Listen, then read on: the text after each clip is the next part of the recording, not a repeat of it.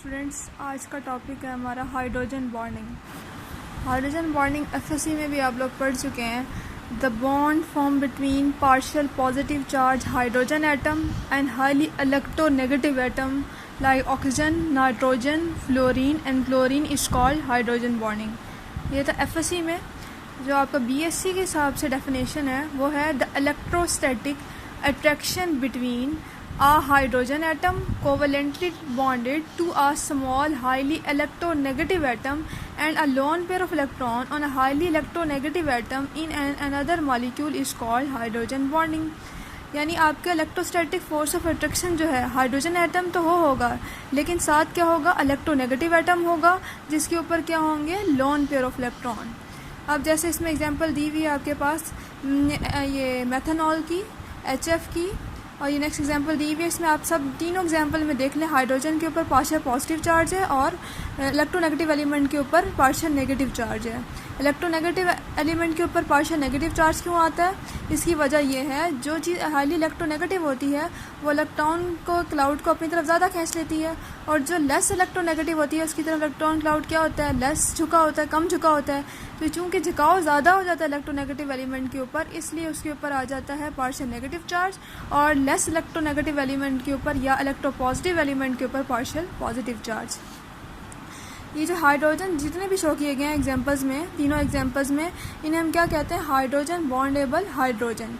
Hydrogen bonding जो है methanol में और डायमिथाइलामीन में भी होती है। इसको हम देखते हैं।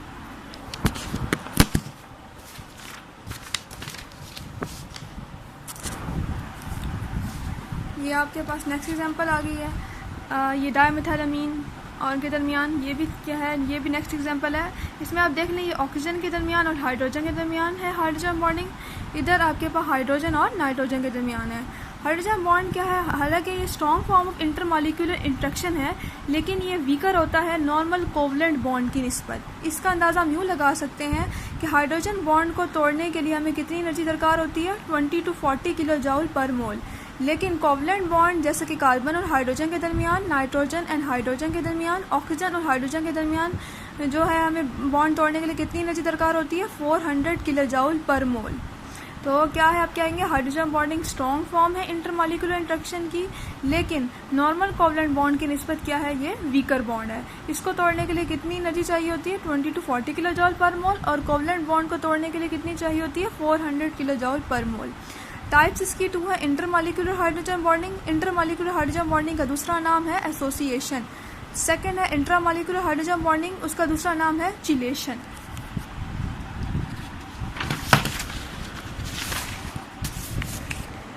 अब इनको हम 1 by 1 डिस्कस करेंगे। जैसे कि हमारे पास है इंटरमॉलिक्यूलर हाइड्रोजन बॉन्डिंग, इसका दूसरा नाम है एसोसिएशन।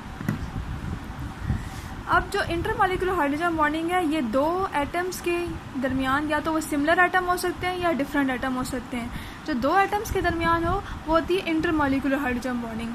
अब इसमें क्योंकि 2 या 2 से ज़्यादा मॉलिक्यूल एसोसिएट होते हैं, इसलिए हम इसका नाम क्या कहते हैं, एसोसिएशन। जैसे अल्कोहल मॉलिक्यूल के दरमियान है ये शो की हुई है हाइड्रोजन, और इधर ऑक्सीजन के दरमियान हाइड्रोजन बॉन्डिंग। नेक्स्ट है एसिटिक एसिड का डायमर शो किया गया, ये भी इंटरमॉलिक्यूलर हाइड्रोजन बॉन्डिंग है। नेक्स्ट है intramolecular hydrogen bonding. Intramolecular hydrogen bonding का दूसरा नाम क्या है, चिलेशन। चिलेशन का नाम हमने क्यों दिया कि ये होता है सिर्फ और सिर्फ एक मॉलिक्यूल के अंदर, एक ही मॉलिक्यूल के अंदर हाइड्रोजन बॉन्डिंग शो हो जाएगी, वो क्या है, इंट्रामॉलिक्यूलर हाइड्रोजन बॉन्डिंग। इसकी एग्जांपल है ऑर्थोनाइट्रोफिनॉल। अब देखिए आपको पता है ऑर्थोनाइट्रोफिनॉल में OH ग्रुप होता है, नाइट्रो का NO2 होता है। नाइट्रोजन के ऊपर 1 2 3 4, जब भी नाइट्रोजन आपके पास 4 बॉन्ड बनाएगा, 1 2 3 4 से पॉजिटिव चार्ज आ जाएगा, और ये जो नाइट्रो का है O और फिनॉल में OH का जो ग्रुप है इसके हाइड्रोजन के साथ क्या हो जाएगी, हाइड्रोजन बॉन्डिंग हो जाएगी। That is intramolecular hydrogen bonding. Next आ जाते हैं हम कि हाइड्रोजन बॉन्डिंग का क्या इफेक्ट होता है उनके बॉइलिंग पॉइंट्स पर या फिजिकल प्रॉपर्टीज़ पर। अब हाइड्रोजन बॉन्डिंग का क्या इफेक्ट होता है उनकी फिजिकल प्रॉपर्टीज़ पर। एथेनॉल का बॉइलिंग पॉइंट ज़्यादा होता है डाइमिथाइल ईथर की निस्बत। अब स्ट्रक्चर शो किया हुआ है एथेनॉल में का, उसका बॉइलिंग पॉइंट है 78 डिग्री सेंटीग्रेड।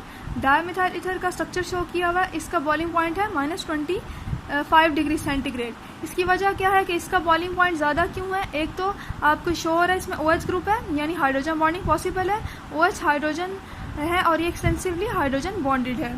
लेकिन जो डायमिथाइल ईथर है इसमें कोई हाइड्रोजन बॉन्डिंग पॉसिबल नहीं है, क्योंकि इसमें कोई OH हाइड्रोजन अवेलेबल नहीं है। O तो है लेकिन H नहीं है साथ, यानी हाइड्रोजन बॉन्डिंग पॉसिबल नहीं है। एथेनॉल में हाइड्रोजन बॉन्डिंग पॉसिबल है, डायमिथाइल ईथर में हाइड्रोजन बॉन्डिंग पॉसिबल नहीं है। इथाइल मिथाइल अमीन का बॉइलिंग पॉइंट ज़्यादा होता है ट्राई मिथाइल अमीन की निस्बत। जैसे कि ट्राई मिथाइल अमीन का स्ट्रक्चर भी शो किया है, बॉइलिंग पॉइंट कितना है? 3.5 डिग्री सेंटीग्रेड। इसमें कोई NH हाइड्रोजन नहीं है, या आप क्या कह सकते हो कोई हाइड्रोजन बॉन्डेबल हाइड्रोजन अवेलेबल नहीं है। लेकिन जो आपके पास इथाइल मिथाइल अमीन है इसका बॉइलिंग पॉइंट 37 डिग्री सेंटीग्रेड है, 1 हाइड्रोजन बॉन्डेबल हाइड्रोजन अवेलेबल है। या आप कह सकते हैं इथाइल मिथाइल अमीन में हाइड्रोजन बॉन्डिंग पॉसिबल है, लेकिन ट्राई मिथाइल अमीन में हाइड्रोजन बॉन्डिंग पॉसिबल नहीं है। इसको step by step points wise लिखेंगे तभी आपको मार्क्स मिलेंगे। नेक्स्ट है कि एसिडिटी भी हाइड्रोजन बॉन्डिंग का क्या इफेक्ट पड़ता है। नेक्स्ट आपका आ जाता है effect of acidity on carboxylic acid. Carboxylic acid पर क्या फर्क पड़ता है? पैरा हाइड्रोक्सी बेंजोइक एसिड क्या है? 40 टाइम वीकर एसिड है सैलिसाइलिक एसिड के निस्बत। यानी आप क्या कह रहे हैं, जो ऑर्थो और पैरा हाइड्रोक्सी बेंजोइक एसिड दोनों एक दूसरे के आइसोमर है, लेकिन ऑर्थो हाइड्रोक्सी बेंजोइक एसिड ज़्यादा स्ट्रॉन्गर है पैरा हाइड्रोक्सी बेंजोइक एसिड के निस्बत, क्योंकि जब इनके एनाइन हम प्रोड्यूस करेंगे जो सैलिसाइलिक एसिड है, या आप क्या कह रहे हैं ऑर्थो हाइड्रोक्सी बेंजोइक एसिड में इंट्रामॉलिक्यूलर हाइड्रोजन बॉन्डिंग पॉसिबल है। जिसमें इंट्रामॉलिक्यूलर हाइड्रोजन बॉन्डिंग पॉसिबल होगा वो क्या हो जाते हैं, ज़्यादा स्टेबल हो जाएंगे, तो उसकी एसिडिटी क्या होगी? ज़्यादा होगी, वो ज़्यादा स्ट्रॉन्गर होगा। सैलिसाइलिक एसिड स्ट्रक्चर शो किया या ऑर्थो हाइड्रोक्सी बेंजोइक एसिड। जब इसका हम एनाइन बनाएंगे यानी एक प्रोटॉन रिमूव कर देंगे तो इसमें इंट्रामॉलिक्यूलर हाइड्रोजन बॉन्डिंग का क्या है? चांस ज़्यादा है। तो इसलिए इंट्रामॉलिक्यूलर हाइड्रोजन बॉन्डिंग की वजह से जो सैलिसाइलिक एसिड है वो ज़्यादा स्ट्रॉन्गर है इसके पैरा आइसोमर की निस्बत। ये पैरा हाइड्रोक्सी बेंजोइक एसिड है, जब इसका एनाइन बना लेंगे तो इसमें इंट्रामॉलिक्यूलर हाइड्रोजन बॉन्डिंग पॉसिबल नहीं है।